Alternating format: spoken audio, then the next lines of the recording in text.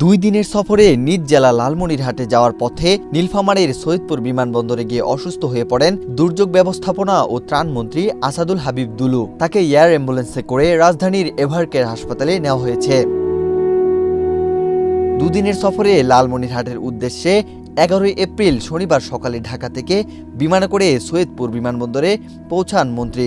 তবে বিমানবন্দরে নামার পরপরই তিনি অসুস্থতা বোধ করেন। পরে তাকে দ্রুত সৈয়দপুর সেনানিবাসের সিএমএইচ হাসপাতালে নেওয়া হয়, যেখানে তাকে প্রাথমিক চিকিৎসা দেওয়া হয়। এক্সট্রিম মশার কয়েল প্ল্যান্ট ফাইবার দিয়ে তৈরি, তাই সহজে ভাঙে না, সুগন্ধিযুক্ত ও নিরবিচ্ছিন্নভাবে জ্বলে। ডেঙ্গু, চিকুনগুনিয়া বাহি সহ যে কোনো মশার বিরুদ্ধে দেয় এক্সট্রিম সুরক্ষা। সৈয়দপুর বিএনপির সভাপতি অধ্যক্ষ আলহাজ আব্দুল গফুর জানান, লালমনিরহাট সফরে সকালে সৈয়দপুরে পৌঁছানোর পর বিমানবন্দরের রেস্ট রুমে বসে নেতাকর্মীদের সঙ্গে কথা বলার সময় হঠাৎ মাথা ঘোরা ও শারীরিক অস্বস্তি অনুভব করেন মন্ত্রী।